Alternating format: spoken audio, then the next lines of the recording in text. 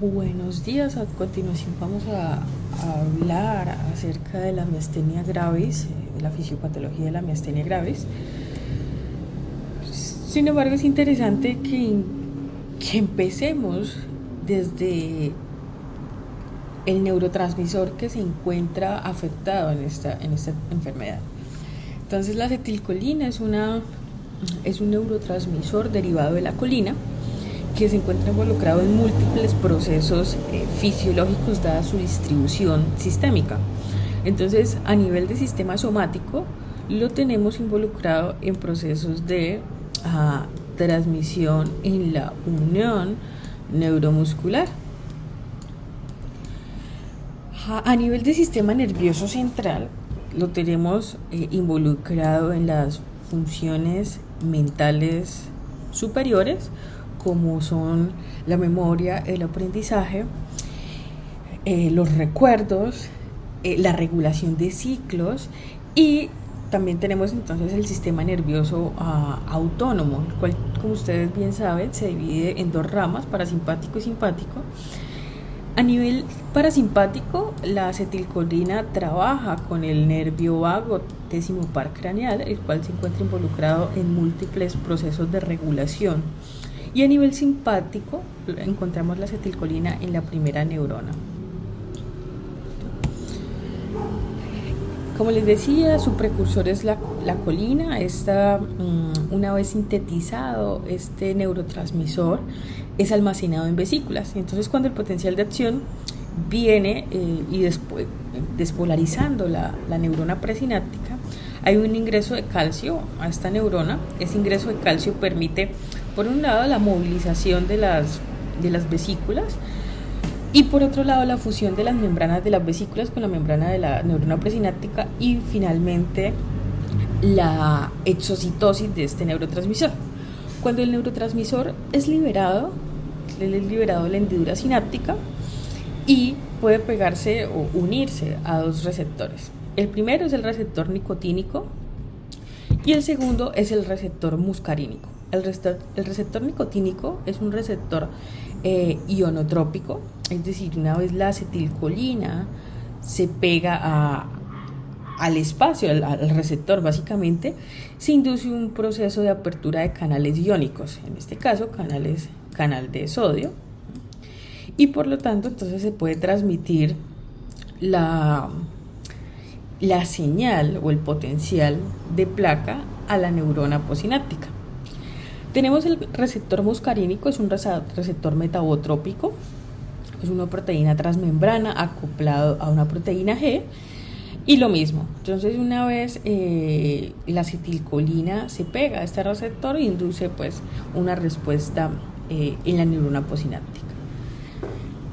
Tanto los receptores nicotínicos como los receptores muscarínicos tienen múltiples tipos, dado pues el logro del ser humano en las investigaciones de poder aislar este tipo de receptores y estudiarlos. Entonces, de nicotínicos tenemos a nivel neuronal los alfa-1 y a nivel muscular los alfa-7 o la subunidad alfa-7 de este receptor nicotínico.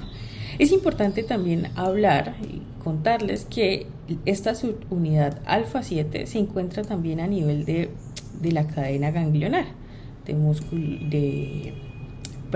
sistema simpático. Y de los muscarínicos tenemos los M1, M2 y M3, los cuales se encuentran distribuidos a nivel de cerebro, tejido cardíaco y glándulas sudoríparas. Entonces, las principales vías colinérgicas, si hablamos a nivel central, entonces tenemos dos centros donde ocurre la síntesis, la principal síntesis, que es el núcleo de Meiner, y tiene sus proyecciones a lo largo del córtex, a lo largo del tálamo, de parte de los ganglios basales.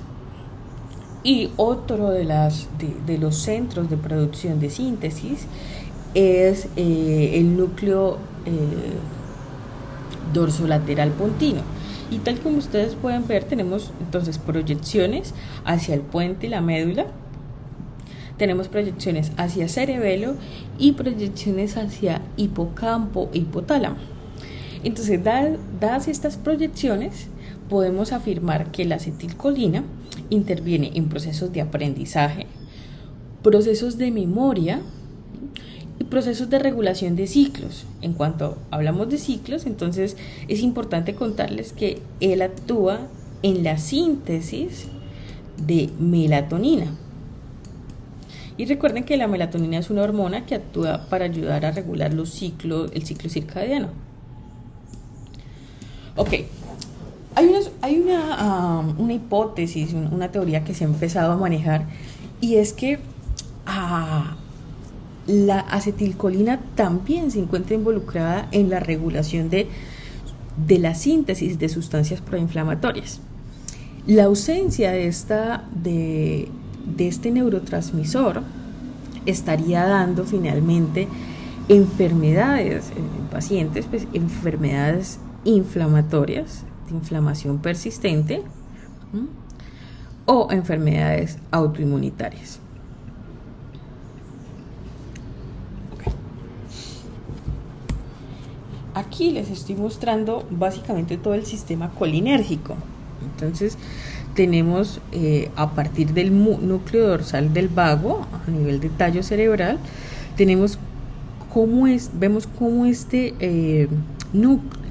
núcleo, desde este núcleo sale el nervio vago, y aquí tenemos un órgano muy importante en esta enfermedad, que es el timo. El timo, como es bien sabido por ustedes, es una glándula que hace parte del sistema inmunológico, de regulación inmunológica corporal, y que es muy activo en la edad infantil. Pero se espera que a partir de la pubertad esta glándula involucione, se convierta en grasa, ya aumenta el tejido adiposo de esta glándula, y finalmente su función recae sobre otro tipo de órganos, como es el vaso y la médula ósea. Vemos cómo también el nervio vago entonces llega finalmente, por un lado, al nodo sinusal y al nodo atrioventricular. Aquí hace sinapsis con receptores muscarínicos de tipo M2. Y como es bien sabido, entonces la función involucra un inotropismo negativo y un cronotropismo negativo, es decir, disminución de la frecuencia cardíaca y un poco menos disminución de la fuerza de contracción ventricular. Ok. Bueno, pues para recordarles, a nivel del sistema simpático, entonces tenemos la cadena ganglionar, y cómo los nervios simpáticos también inervan, entonces nodo sinusal, nodo AB, y adicional a la pared del ventrículo izquierdo. Por tal razón, la función inotrópica positiva a partir de la estimulación simpática pues es mayor. En esta gráfica les estoy mostrando pues toda la vía central, cerebro, y las vías eferentes y aferentes, y lo mismo, como a nivel preganglionar, entonces a nivel parasimpático y simpático tenemos la participación de la acetilcolina como primer neurotransmisor, y posganglionar, si hablamos del sistema simpático, tenemos entonces la acción de la norepinefrina. Mientras que con el sistema parasimpático tenemos la acetilcolina en la segunda neurona. Ok, otra de las cosas es que cómo la acetilcolina se encuentra involucrada en la unión neuromuscular al ser el neurotransmisor que se libera y facilita la apertura de canales iónicos. Ok, entonces este es un esquema grande de lo que es la unión neuromuscular. Entonces tenemos un terminal nervioso que proviene de una célula o una neurona presináptica. ¿Okay? Tenemos las vesículas cargadas con ese neurotransmisor. Tenemos, bueno, ese neurotransmisor que es la acetilcolina. Este espacio en blanco entre la neurona presináptica y la postsináptica, que en este caso es el músculo, la fibra muscular, esto se llama la hendidura sináptica. Y aquí en el músculo tenemos una serie de proteínas que son muy importantes en este proceso de fisiopatológico de esta enfermedad. Entonces, tenemos los receptores de acetilcolina, que son los nicotínicos, ¿sí? Y hablamos de la subunidad alfa 7. ¿Okay? Ese es el espacio donde se va a pegar la acetilcolina. Ok, tenemos algo que se llama las hendiduras. Estas hendiduras. Tenemos otra proteína que ayuda al establecimiento de esta unión neuromuscular, que es la rapsin. Tenemos el receptor quinasa de músculo específico, que es este. Este es un receptor de tipo metabotrópico. Está acoplado a una proteína sinasa. Entonces, cuando este receptor se activa, él es activado a partir de otra proteína que actúa pre y postsináptica, que es la agrin. Y cuando este receptor se activa, entonces activa esta otra proteína que se llama la LRP4, lipoproteína de baja densidad. Entonces todas ellas actúan como en forma de bisagra, actúan en conjunto para establecer, para unir todos los receptores de acetilcolina y permitir que ellos estén pegaditos y se pueda entonces realizar el proceso de neurotransmisión.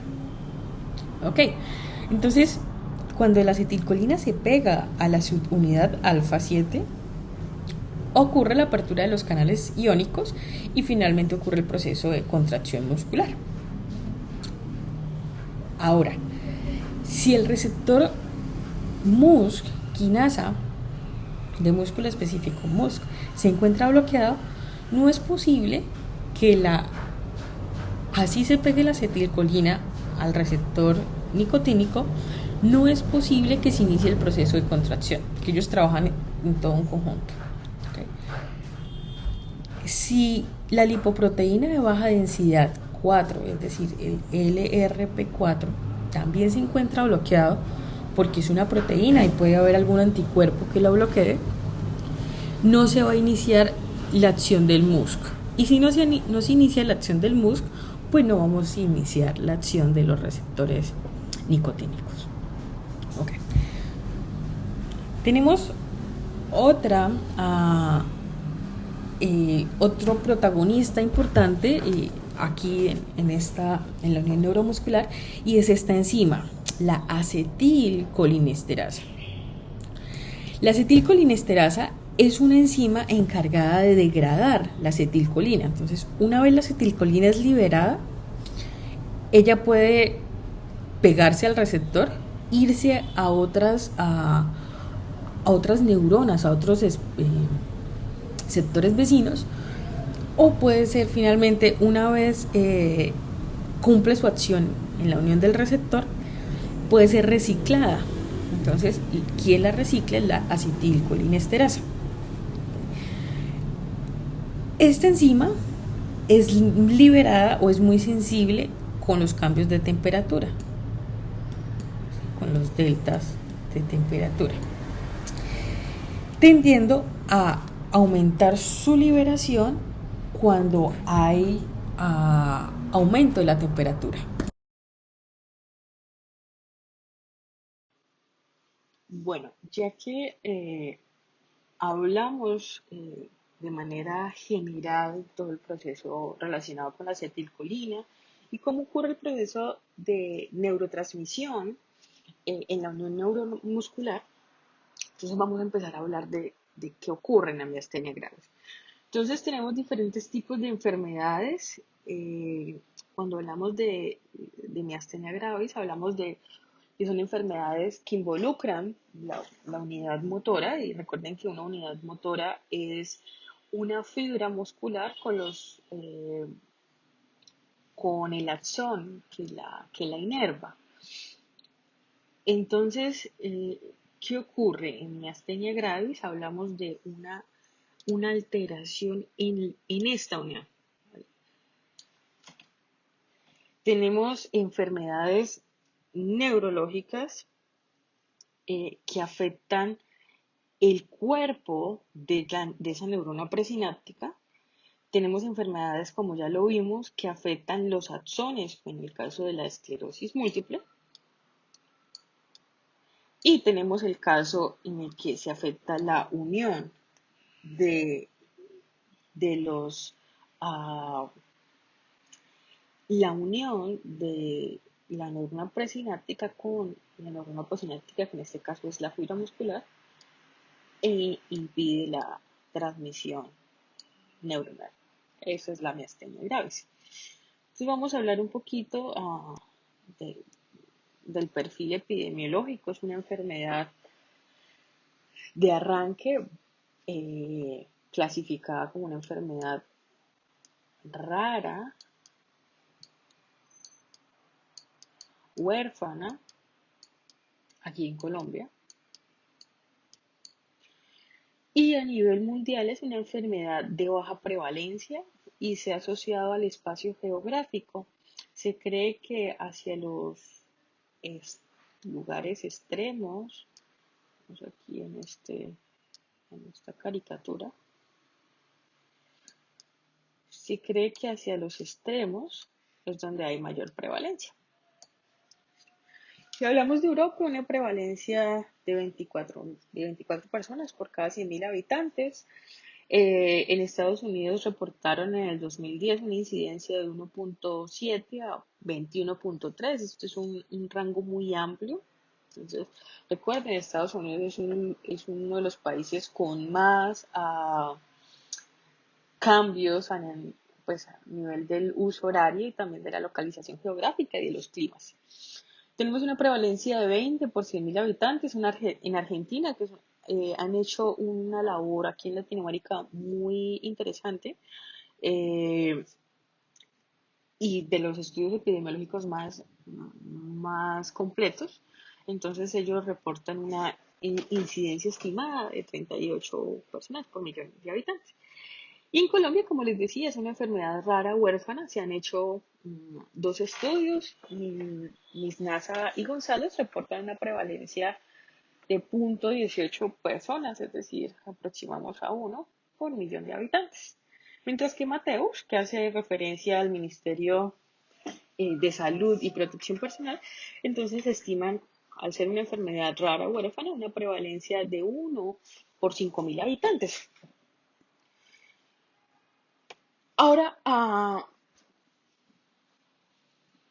esto no es Colombia, aquí el título quedó mal.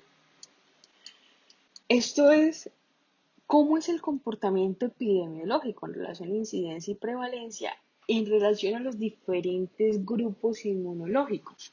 La miastenia, ya vamos a hablar, presenta diferentes grupos inmunológicos de acuerdo al receptor que se esté bloqueando en la unión neuromuscular. Entonces hablamos de una incidencia reportada por CART y colaboradores de 7 a 23 por millón de habitantes y una incidencia mayor en aquellos pacientes que tienen anticuerpos contra el receptor nicotínico, así se escribe, y una incidencia un poco menor en aquellos pacientes que tienen bloqueado o anticuerpos contra el receptor quinasa músculo específico, es decir, el receptor músculo. Y también reportan una prevalencia mundial de 70 a 320 pacientes por millón de habitantes. Ok, entonces en cuanto a la clasificación inmunológica, es muy importante que ustedes sepan que vamos a tener clasificación inmunológica o clasificación clínica. La clasificación clínica hace referencia a qué parte del cuerpo está siendo afectada en estos pacientes. Entonces, de arranque, la clasificación inmunológica tenemos tres grupos. Seropositivo, aquí en Colombia. Es muy importante resaltar esto.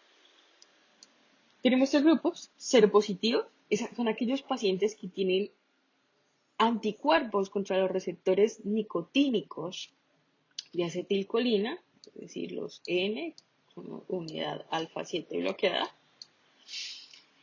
El 90% de los pacientes tienen una miastenia generalizada y el 50% se mantiene con sintomatología únicamente de tipo ocular. Tenemos los seronegativos o aquellos pacientes que tienen anticuerpos contra el receptor quinasa de músculo específico, el MuSC, y se cree que el 38% de los pacientes que no son seropositivos son seronegativos. Ahora, se ha descrito mayor severidad en este tipo de pacientes y esta mayor severidad está involucrada con alteraciones de tipo cardíaco, es decir, arritmias principalmente, y se han descrito algunos casos de síndrome de Takotsubo. El síndrome de Takotsubo es un proceso que mimetiza un infarto agudo de miocardio dado un aumento en la liberación de catecolaminas. Entonces, bueno, esto es lo que está escrito en estos pacientes. Y en Colombia no tenemos otro tipo de pruebas de anticuerpos, de evaluación de antígenos en miastenia, y entonces tenemos los dobles seronegativos, que son aquellos pacientes que no tienen ni este anticuerpo, es decir, ni anticuerpos contra nicotínicos, ni anticuerpos contra quinasa de músculo específico. Pero la literatura ha reportado en estos pacientes anticuerpos contra la lipoproteína de baja densidad. Y se cree que ese es el 2% de los pacientes. Estos pacientes desarrollan su sintomatología de manera interesante, se mantiene a nivel ocular y no hay avance a musculatura axial y extremidades. Ok, en cuanto a la clasificación clínica, clasificación Osterman, y es una clasificación dada por la Fundación Americana de Miastenia Gravis y el Colegio Americano de Neurología. Entonces tenemos 5 tipos. El tipo 2 y el tipo 4 tiene 2 subtipos. De manera simple, tenemos el menos grave, el grupo 1, el tipo 1, perdón, y el más grave, el tipo 5. Ok. Tipo 1 son pacientes que tienen alteraciones de musculatura ocular. Generalmente no hay alteraciones en otro tipo de músculos. Y tipo 5 es aquel paciente que presenta una falla muscular completa que requiere intubación, ¿sí? Y adicional que puede o no requerir ventilación mecánica, dada la fatiga muscular que ocurre.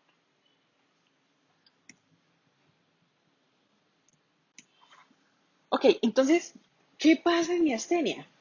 Entonces, volvemos aquí a- al esquema que teníamos anteriormente, pero entonces ya hemos agregado más cosas. Recuerden que al inicio hablábamos de que el nervio vago inerva, una de las ramas inerva el timo, que el nervio vago trabaja con acetilcolina y que la acetilcolina adicional se ve involucrada en el proceso de transmisión para funcionamiento motor. Entonces, lo que ocurre en miastenia es que el timo, por alguna alteración se han descrito patrones genéticos que todavía no son claros, pero se cree que hay alguna asociación a partir de genética. Las células del timo se vuelven reactivas y empiezan a generar células T autorreactivas. Entonces estamos frente a un proceso autoinmunitario. Ese es como primera instancia. Proceso autoinmune. Ok, cuando ocurre esto, entonces las células T generan células B. Ahora, las células B, la función es generar anticuerpos.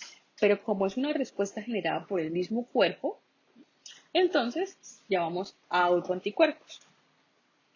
Estos autoanticuerpos entonces se van a unir a diferentes lugares.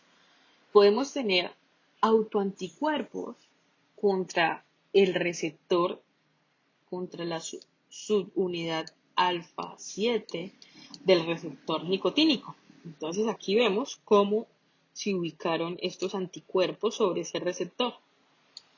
Cuando se ubican sobre ese receptor tenemos un problema. La acetilcolina no se puede pegar a este receptor. Si la acetilcolina no se pega, entonces no vamos a tener el proceso de apertura de canales iónicos que van a generar el proceso de contracción muscular. Ok. Esto pues involucra un proceso de activación del complemento, ¿no? Hay una señalización, un inicio de proceso de señalización celular. Tenemos una destrucción de estas hendiduras. Adicional con el tiempo, cuando hay una producción permanente de anticuerpos, entonces estos receptores se internalizan. Entonces, si se internalizan, la cantidad de receptores pues va a disminuir. Adicional, bueno, entonces ya les contaba que había un bloqueo de ese receptor, no se une la acetilcolina. Ahora, puede haber también un bloqueo. Esto que les acabo de describir es básicamente los pacientes, los pacientes cero positivos, que son los que tienen anticuerpos contra el receptor nicotínico. Ok, es probable que el receptor muscarínico, perdón, el receptor mus, es decir, el quinasa también puede estar bloqueado. Entonces hay una producción, lo mismo, de autoanticuerpos, pero contra este receptor. Si esto ocurre, recuerden que este receptor permitía establecer parte de la unión neuromuscular. Entonces, si este receptor se encuentra bloqueado, así el receptor de acetilcolina esté libre, pues no va a poder ocurrir el proceso de apertura de canales iónicos. ¿Okay? A esto lo llamamos cero negativo.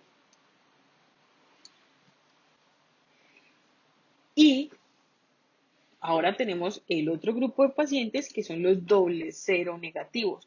Es decir, no hay anticuerpos contra receptor nicotínico ni contra receptor quinasa, sino contra esta lipoproteína.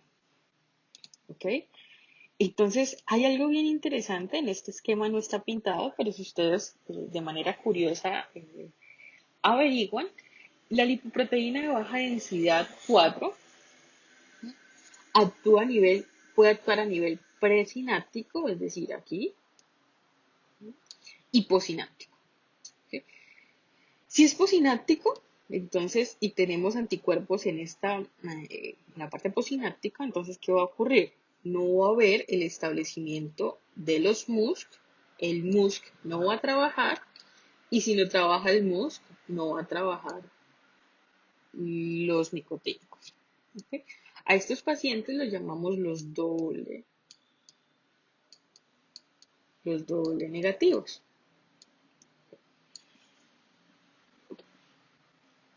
En otras enfermedades no miastenia gravis se ha descrito que la lipoproteína de baja densidad interviene en el ingreso de calcio presináptico. Entonces, cuando esta lipoproteína está afectada, el calcio presináptico pues el calcio a nivel presináptico no ingresa y no hay liberación del neurotransmisor. ¿Listo? Entonces, tenemos un proceso de activación del complemento, generación de autoanticuerpos, un proceso de señalización celular que lleva a que haya una destrucción de estas hendiduras. Tenemos una internalización de los receptores de acetilcolina, bloqueo de estos receptores que nos va a llevar a una reducción de la contracción muscular. Esa reducción de esa contracción muscular va a llevar finalmente o se va a evidenciar en los pacientes como fatiga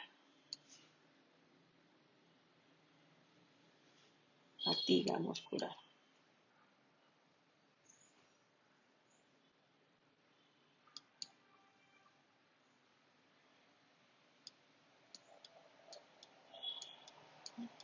Fatiga o debilidad muscular.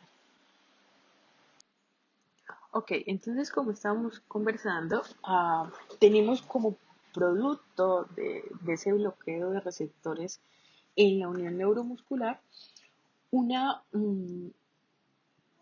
fatiga muscular. Y cuando hablamos de fatiga nos estamos refiriendo únicamente a los músculos esqueléticos, obviamente voluntarios. Entonces, nuestros pacientes van a presentar diferentes sintomatología asociada a los músculos voluntarios. Entonces, el signo clave y por el cual, o la principal razón por la cual los pacientes tienen su primera consulta, es la caída del párpado, a lo que nosotros llamamos o conocemos como ptosis palpebral.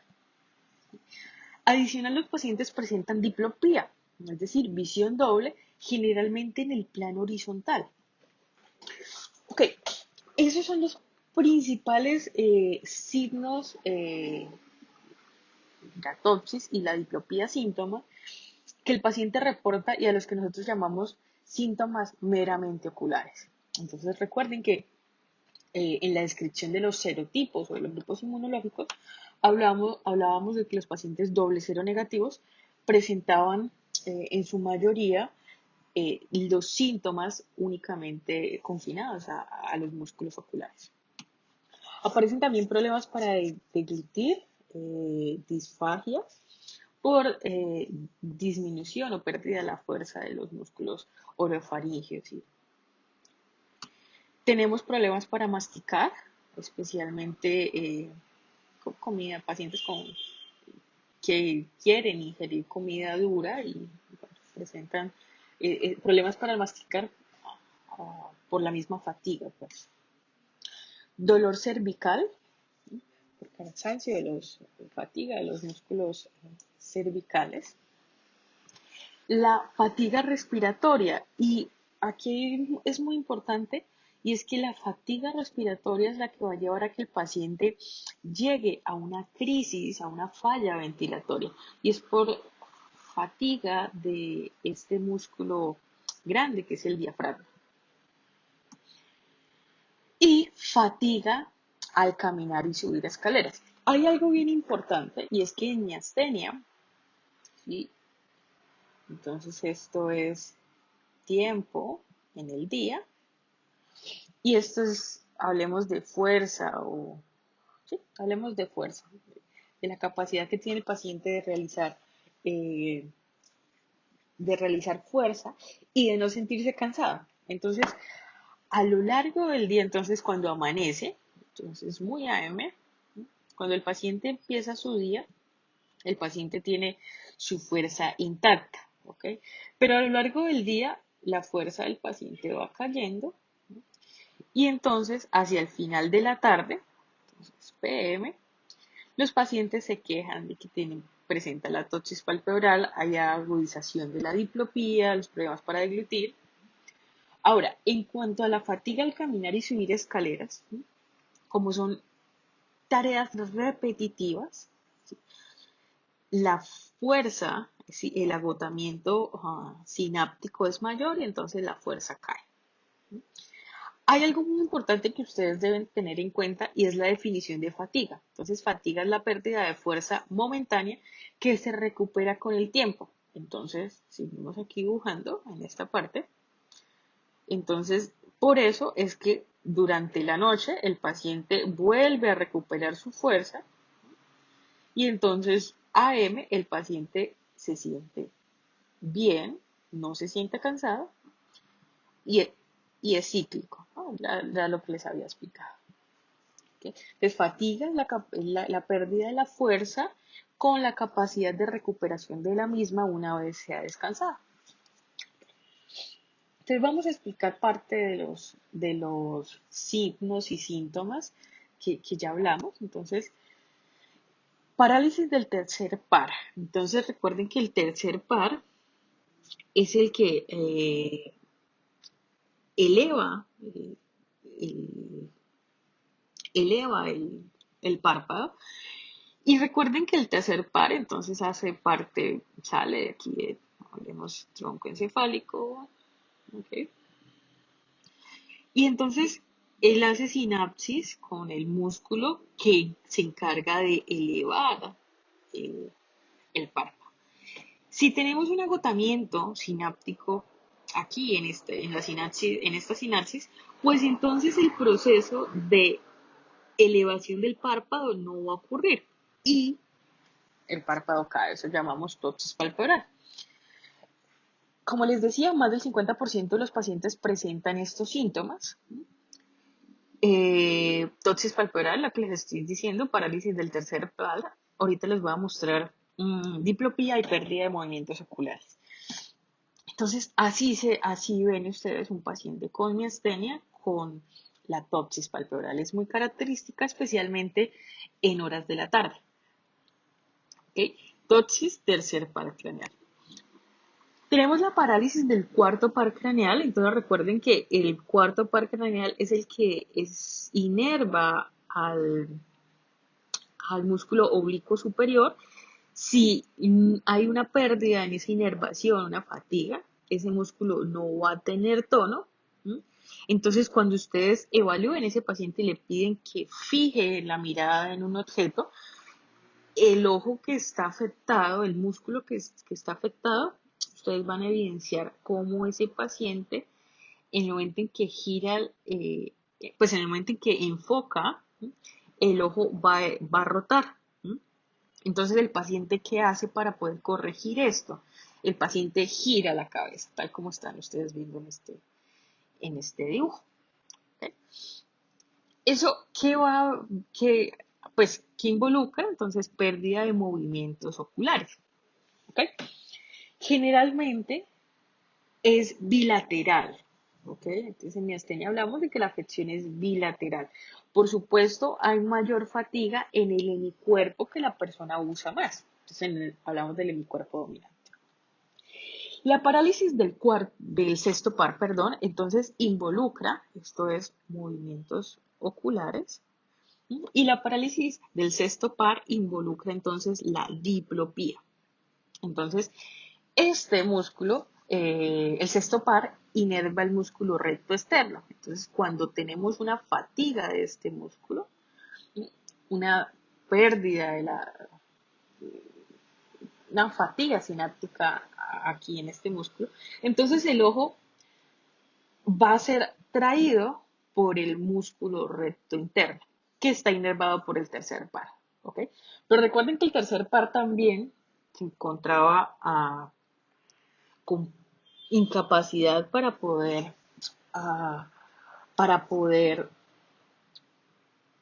inervar de manera adecuada el músculo recto interno.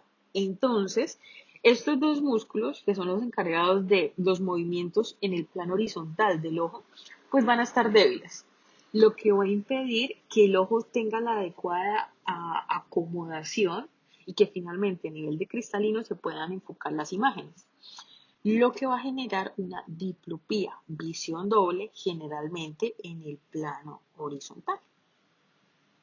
¿Ok? Algo que había olvidado decirles y que es muy importante en la, pues en la evaluación de estos pacientes y es con la toxis palpebral. Entonces, una de las valoraciones que nosotros realizamos en la clínica es pedirle al paciente que mantenga bueno, la cabeza estable y le pedimos que mire hacia el frente y hacia arriba. ¿Sí? Se cree que el paciente que está en crisis, a menos de 30 segundos, tiene una caída del párpado, es decir, una diplopía, perdón, una toxis palpebral acentuada y adicional la diplopía se acentúa, ¿ok? Es decir, empeora. ¿Ok? Eso era en cuanto a los signos y síntomas de tipo ocular. Como les decía, tenemos pacientes que presentan síntomas vulvares, es decir, más o menos el 15% de los pacientes, y estos síntomas hacen referencia a la disfagia, la incapacidad para deglutir, especialmente sólidos cuando la persona no está en crisis, pero cuando la persona está en crisis, ¿sí? Crisis indica debilidad generalizada extrema con posible falla respiratoria, el paciente tiene disfagia a líquidos. La bradilalia, entonces, es la incapacidad para articular. eh, las personas arrastran palabras y esto ocurre por debilidad de los músculos del velo del paladar. Y tenemos la debilidad faríngea. Entonces recuerden que aquí tenemos involucrado una serie también de nervios, de pares craneales. Entonces tenemos en cuanto a la debilidad faríngea, tenemos debilidad faríngea, perdón, bradilalia y disfagia, tenemos involucrado el nervio, el par craneal hipogloso. Entonces recuerden que este nervio inerva los diferentes músculos de la faringe y de la boca. Okay. Ahora, otra de las cosas, y aquí esta imagen nos permite, es cómo a la raíz del par craneal 11 permite, inerva los diferentes músculos cervicales, como es el trapecio, inerva también el esternocleidomastoideo, y estos músculos también presentan, entre los pacientes también presentan debilidad en estos músculos. Y en procesos de crisis tenemos un paciente con la cabeza caída, paciente que se queja de dolor cervical y es por fatiga en estos músculos. Ok. A esto nosotros lo llamamos síntomas vulvares. Y hablamos de fatiga proximal, es decir, en miembro, en extremidades, cerca de un 5% de los pacientes. Entonces, tenemos miembros inferiores y superiores y como les contaba, con predominio, fatiga con predominio en el hemicuerpo dominante. Ahora, la fatiga de tipo respiratorio, ¿sí? Y que lleva a que el paciente esté en crisis, ¿sí? Ocurre por fatiga del músculo diafragmático. Entonces es un paciente que está en crisis, es un paciente que está con franca disnea, con uso de músculos accesorios, ¿sí? Con retracciones supraclaviculares y subcostales, ¿okay? Que trata, pues, permite mantener la función ventilatoria. Sin embargo, como el paciente que está en crisis está haciendo un esfuerzo, el agotamiento sináptico va a ser mayor. Entonces, si no suplimos a este paciente en su agotamiento sináptico, este paciente va a llevar a una parada respiratoria. ¿Okay? Entonces, un sinónimo de crisis, ¿sí? No en todos los casos, pero cerca del 90% de los casos hablamos entonces, el paciente necesita ventilación mecánica. Ok. Hay otro tipo de signos y síntomas que se han encontrado a lo largo de los diferentes estudios y es la baja capacidad de ajuste autonómico que tienen este tipo de pacientes. Entonces recuerden que el ajuste autonómico, entonces hablamos de sistema simpático y sistema parasimpático. sistema parasimpático actúa de manera principal con acetilcolina. ¿Ok? Entonces hay algo que los investigadores realizaron y fue la evaluación del índice de arritmia sinusal respiratoria. Este índice se mide, se le pedía al paciente que respire 6 veces durante un minuto, hacer respiraciones lentas y profundas. Okay. Y se identifica el promedio de las frecuencias en inspiración, que es estas que les estoy marcando, y las frecuencias en expiración, que es estas de aquí abajo. Entonces, ¿qué pasa? Cuando se encuentran los promedios, las personas hacen la diferencia entre latidos, promedio de latidos en inspiración y expiración. Y entonces hay un test que se llama test de Ewing, y ese test clasifica. Y a partir de esa clasificación dice qué tanta capacidad tiene del sistema parasimpático de acomodar los latidos del corazón. Entonces, se encontró en este estudio que los pacientes con miastenia, ¿sí?, cerca del 42% presentaban índices anormales, ¿ok?, lo que indica una baja capacidad de ajuste autonómico con una deficiencia de ajuste parasimpático. Entonces, ¿esto qué quiere decir? Recuerden que el sistema nervioso autónomo actúa como una balanza, ¿sí? Lo ideal es que el parasimpático esté y el simpático también. Pero entonces cuando hay una disfunción de estos sistemas, tenemos un aumento del aporte del sistema simpático. Recuerden que el sistema simpático trabaja con noradrenalina, con catecolaminas, y entonces el proceso de estrés, entendido como aumento de la tasa metabólica, va a ser mayor. ¿Okay? Los pacientes que tienen un predominio de la actividad simpática tienen mayor riesgo de presentar arritmias y muertes por este tipo de arritmias, muerte súbita. Entonces, los pacientes con miastenia gravis claramente tienen riesgo de presentar este tipo de alteraciones del ritmo cardíaco. Ellos, en este estudio, ellos evaluaron la capacidad que tenía si habían diferencias entre los grupos de seropositivo, seronegativo y doble seronegativo, y no encontraron diferencias entre los grupos, es decir, si había mayor riesgo de que esos pacientes, eh, es decir, si alguno de los grupos inmunológicos tenía mayor riesgo que el otro, pero se encontraron que no.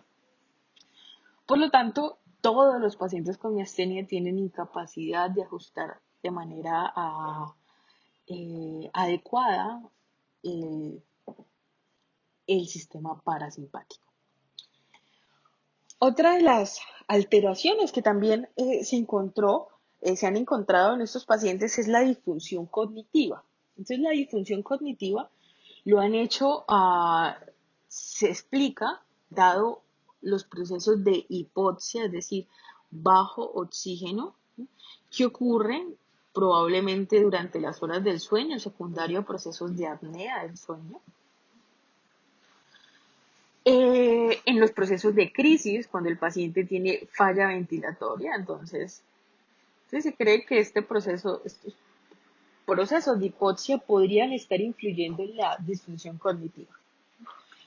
En un estudio realizado aquí en Bucaramanga con pacientes con miastenia, se les pidió hacer ejercicios cognitivos y se encontraron que todos los pacientes tenían un nivel educativo elevado, es decir, nivel educativo universitario y superior. ¿Okay?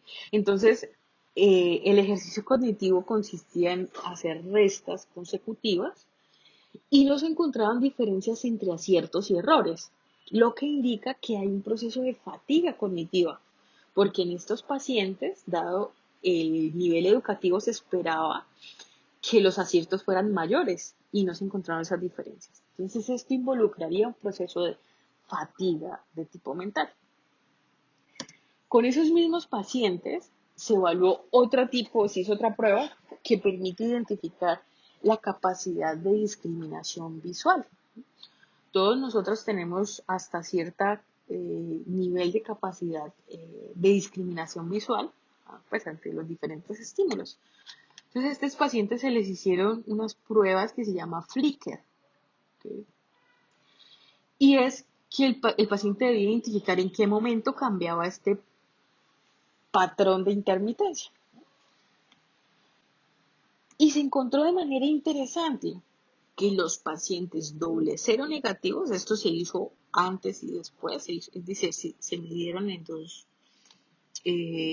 dos tiempos, se encontró que los pacientes doble cero negativos disminuían finalmente el índice que se calculaba. Y quizá ustedes están viendo que la disminución es poca, pero en el momento en que se hicieron las pruebas estadísticas, se encontró que fue una disminución estadísticamente significativa. ¿Esto qué quiere decir?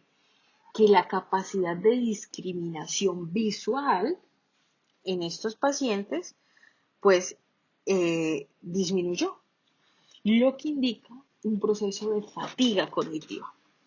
Ahora, si ustedes recuerdan, los pacientes doble cero negativos eran aquellos pacientes que presentan síntomas oculares.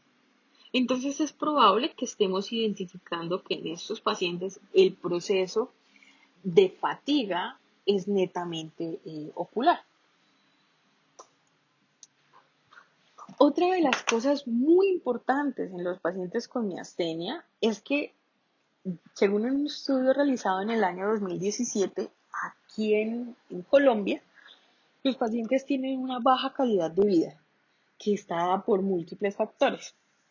Y una de las cosas que llamó la atención fue identificar si los pacientes presentaban o no sintomatología depresiva. Y de manera interesante, estos pacientes presentan síntomas, el 50% de los pacientes tienen síntomas depresivos.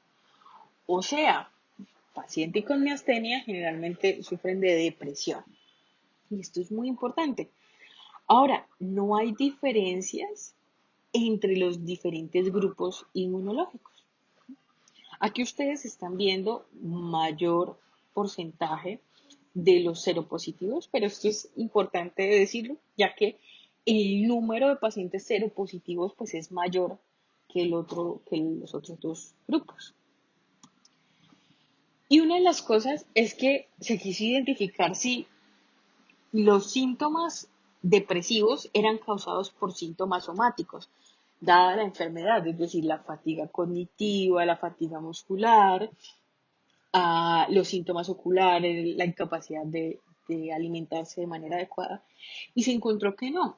Los pacientes presentan síntomas depresivos por diferentes factores, ¿sí? Entonces, uno de los factores que se cree en estos pacientes pues es la baja calidad de vida, dado que es una enfermedad crónica, neurodegenerativa, que incapacita al paciente, que limita al paciente para realizar actividades de la vida diaria, que adicional, por ejemplo, en nuestro país, en nuestro entorno, hay limitaciones en la atención en salud y que los trabajadores de la salud, médicos, enfermeros, no reconocen esta enfermedad de manera fácil.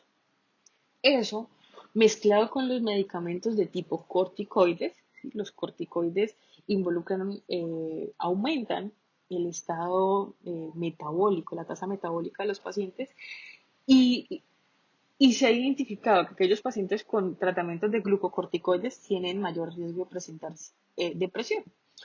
Entonces, los pacientes con miastenia gravis presentan síntomas depresivos por múltiples factores. Eso era lo que yo quería que tuvieran claros. Entonces tenemos, para redondear los signos y síntomas de miastenia, un proceso de fatiga generalizada muscular que involucra músculos voluntarios. Si hablamos de a nivel ocular, diplopía, ptosis palpebral, pérdida de movimientos oculares. Hablamos de fatiga proximal, musculatura de extremidades, fatiga respiratoria, especialmente involucrado el diafragma. Hablamos de cambios en la regulación autonómica con predominio de alteraciones del ritmo cardíaco, una disfunción y fatiga cognitiva, ¿sí? Alteraciones emocionales tipo depresión. Y entonces esa es toda la gran gama de signos y síntomas que tienen nuestros pacientes. ¿Ok? Ahora, ¿cómo se diagnostica esta enfermedad? Entonces, hablamos de clínica principalmente, la autopsis,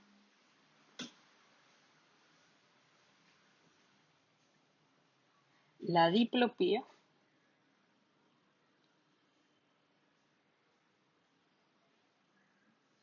y la fatiga ante ejercicios repetitivos. Otra de las cosas que se realiza es la titulación de anticuerpos, es decir, se mide cuántos anticuerpos hay circulando específicos para que estén bloqueando receptores de nicotínicos y receptores quinasa. Se hace otra prueba que se llama estimulación repetitiva. Se estimula con corriente en un músculo y se mira la amplitud, los cambios de amplitud. Y TAC de tórax. El TAC de tórax se realiza dado que en los pacientes con miastenia graves, el timo que debería involucionar en la pubertad no involuciona. Entonces los pacientes con miastenia presentan timo, ¿sí? Y presentan alteraciones en el timo como hiperplasia, que es una de las más comunes, ¿sí? Y neoplasia.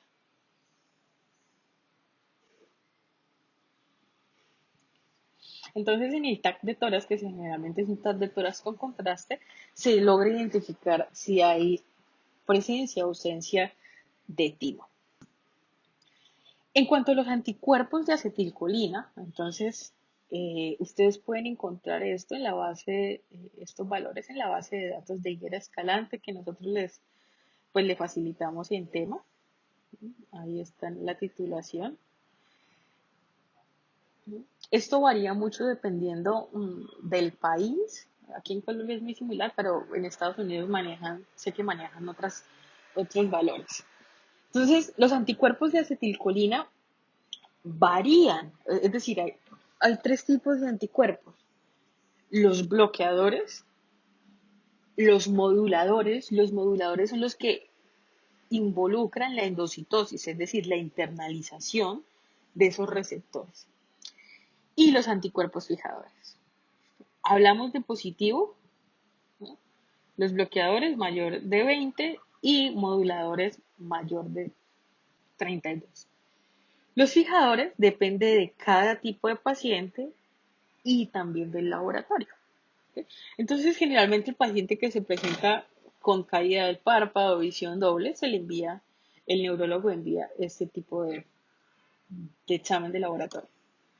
Y tenemos los anticuerpos del quinasa, de la proteína o el receptor quinasa de músculo específico. Y entonces eso se reporta también un valor específico.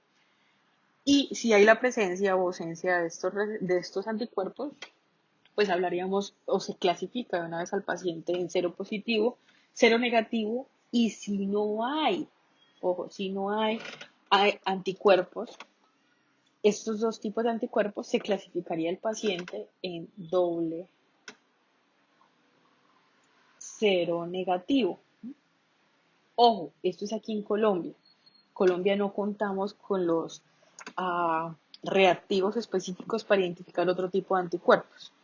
En otros países se identifica propiamente anticuerpos contra receptor de lipoproteína de baja densidad, contra la lipoproteína agrin, que es otra, hace parte también de toda la estructura neuromuscular. ¿Listo? Ok, eso es en cuanto a la titulación de anticuerpos. Otra de las cosas en cuanto a la estimulación repetitiva, entonces se hace generalmente en nervio cubital para estimular el músculo abductor del quinto dedo. También se hace en cara, ¿ok? Esto fue una imagen tomada del laboratorio en el que yo trabajo y estos los exámenes que se realizan. Entonces se hacen se pasa corriente, uh, se estimula y se cree que la El parámetro es que se hacen 5 trenes, es decir, 5 bloques de estimulación, 5 trenes a una corriente específica, ¿sí? Y se espera que la amplitud de la onda disminuya, ¿no? Que la onda sea más pequeñita que la primera onda, ¿sí? Entonces, por ejemplo, hablamos de amplitud desde la base de la onda hasta el pico. Entonces, ustedes están viendo aquí como, por ejemplo, en esta segunda que pinté en azul, la onda disminuye de su amplitud.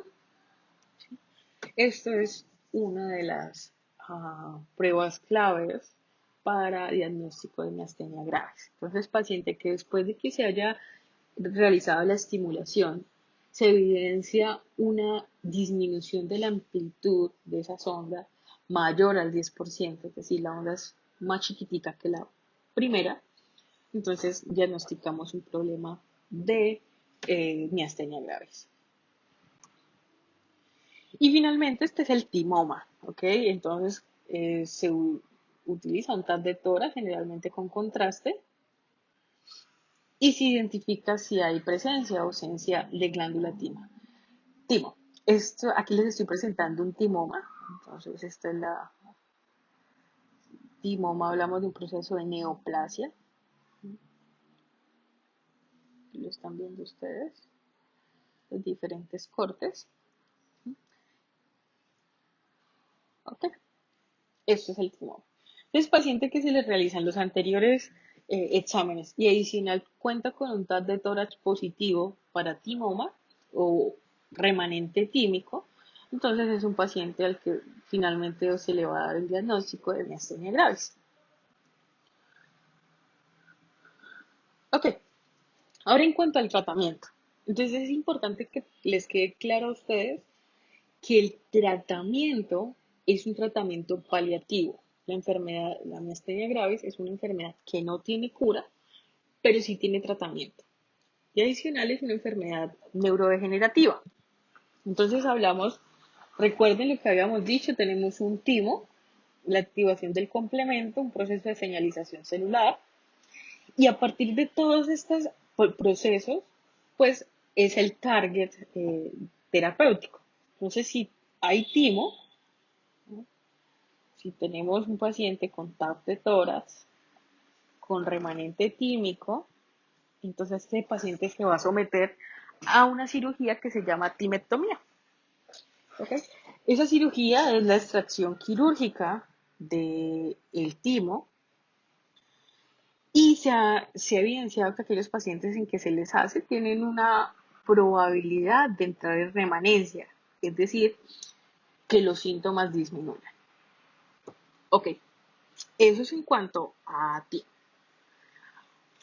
Otra de las cosas es que al ser una enfermedad autoinmune, se puede generar, es importante mantener el sistema inmunológico deprimido.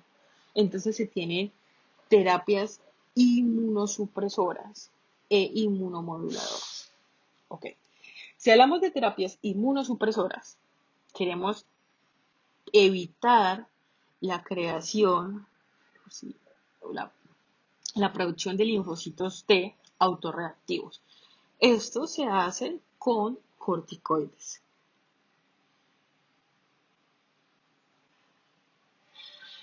del tipo generalmente prednisona. ¿Okay? Entonces los pacientes con miastenia tienen un aporte de corticoides muy elevado y es por largo tiempo. ¿Sí? ¿Qué hacen los corticoides? Los corticoides realmente generan un nucleótido falso, lo que involucra la no producción de linfocitos T y por lo tanto la no producción de linfocitos B. Ok. En cuanto a los procesos de inmunomodulación, es decir, necesitamos modular esa respuesta de anticuerpos. ¿Con qué se modula? Bueno, con otro tipo de medicamentos. Ahorita se está usando, bueno, el que sigue es la azatriopina. que actúa con las purinas, entonces lo mismo crea- estimula la creación o la poner un nucleótido falso y entonces no hay la producción de anticuerpos. Sin embargo, ahorita se están usando otro tipo de inmunomoduladores, tipo anticuerpos monoclonales, como es el rituximab, quizá ustedes lo hayan escuchado, es una de las cosas que más se usa para el tratamiento de pacientes con miastenias refractarias, es decir, miastenias que no responden a los corticoides ni a la azathioprina. Ok, eso es como para el mantenimiento, para los procesos de inmunosupresión e inmunomodulación. Hay otro tipo de medicamentos que son los medicamentos o la terapia sintomática, es decir, ese medicamento que el paciente va a tener que consumir el resto de cuando tenga síntomas, es decir, todos los días, y que va a mejorar los síntomas. Y básicamente es un medicamento que actúa inhibiendo la enzima que degrada la acetilcolina, es decir, terapias anticolinesteráticas. Entonces, ¿qué pasa? Este medicamento se le brinda al paciente, la enzima se inhibe y entonces este proceso de degradación de la acetilcolina se frena. ¿Sí? Al frenarse, entonces los receptores que, por ejemplo, están disponibles, que no han sido bloqueados por anticuerpos, pueden recibir la acetilcolina, que está libre, y entonces mejora los síntomas del paciente. Entonces, rebobinando, tenemos un enfoque quirúrgico, que es la timectomía, tenemos un enfoque sintomatológico, que son las terapias con anticolinesterásicos, que aumentan la biodisponibilidad de la acetilcolina. Tenemos las terapias inmunosupresoras, que están dadas a base de corticoides, en su mayoría prednisona. Y tenemos las terapias inmunomoduladoras, que están dadas con azathioprina, con rituximab, e involucra, y el target es disminuir la producción de anticuerpos. Ok, eso es como el enfoque terapéutico del día a día. Hablamos de mantenimiento. Entonces yo les decía, el anticolinesterásico se llama bromuro de piriostigmina, su principio activo. Él viene en presentaciones de 60 miligramos y ese medicamento se puede dar hasta 4 veces al día, es decir, dosis de 240 miligramos día. ¿Ok?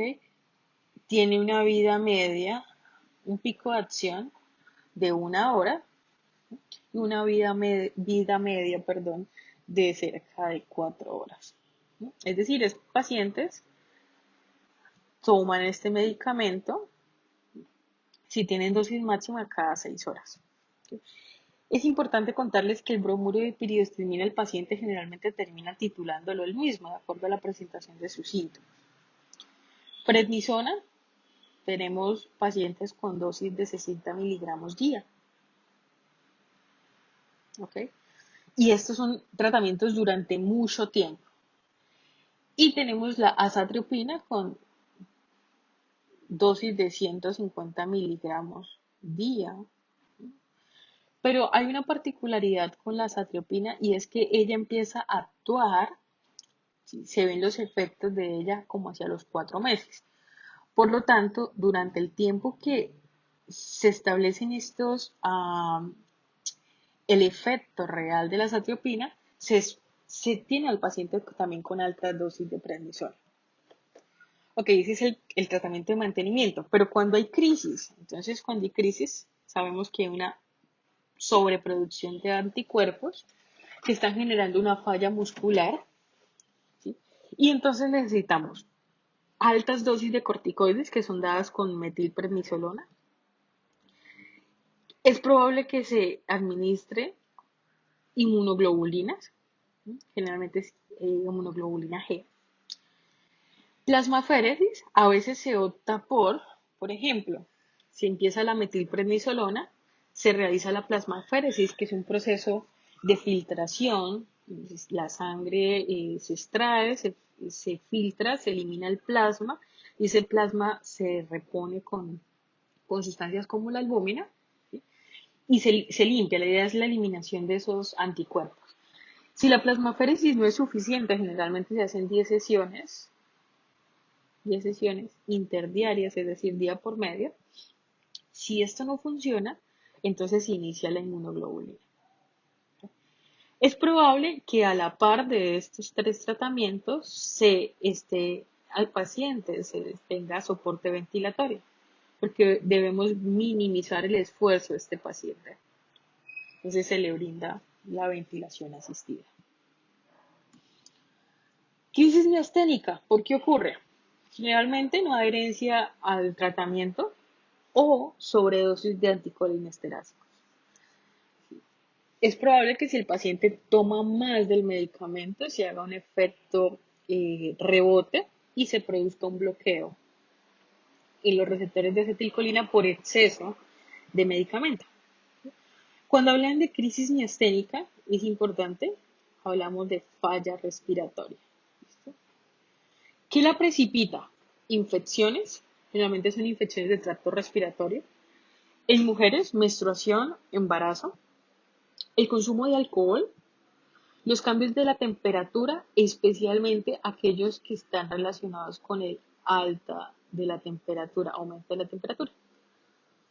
La alteración en los patrones de sueño, no dormir, no descansar lo suficiente, el estrés físico, estrés cognitivo y la actividad física extenuante. Es importante que los pacientes con miastenia sean educados en qué puede llevarlos a una crisis miasténica, cómo evitarla, para que ellos se mantengan con los síntomas, digamos, normales de su enfermedad, pero que no requieran un soporte de tipo ventilador. Finalmente, uno de los estudios realizados aquí en Bucaramanga con pacientes de miastenia dijeron que era importante hacer estudios multicéntricos, pero no quiero pararme aquí, quiero hacer énfasis en esto. Y es que el paciente con miastenia debe ser un paciente atendido por un equipo multidisciplinario, ¿no? Y es algo que se está que se quiere cambiar. Es decir, actualmente el paciente con miastenia es solo tratado por un neurólogo. Y ya como ustedes vieron, es un paciente con múltiples signos y síntomas del estado del ánimo, de cognición, musculares, que necesitan un equipo multidisciplinario que los atienda. Adicional, como hay alteraciones en la regulación autonómica, las alteraciones del ritmo son altas. Entonces, para evitar eso es importante que se identifiquen de manera oportuna. Para eso necesitamos un equipo encargado, un cardiólogo, un enfermero que sepa para identificar estas alteraciones. Como ustedes vieron, hay alteraciones cognitivas. Entonces necesitamos un enfermero que esté pendiente de evaluar la función cognitiva de su paciente, un terapeuta, un psicólogo que esté siempre pendiente y que puedan identificar estas alteraciones cognitivas y emocionales a lo largo del tiempo. Y dado que la crisis miasténica puede desatarse por una toma inadecuada del medicamento, es decir, por exceso o por ausencia, es importante que se evalúe el efecto de esos medicamentos y que se le enseñe al paciente cómo se debe tomar esos medicamentos. Con esto, entonces, básicamente tenemos muchísima información acerca de miastenia gravis. Este es el resumen de la fisiopatología. Espero que les haya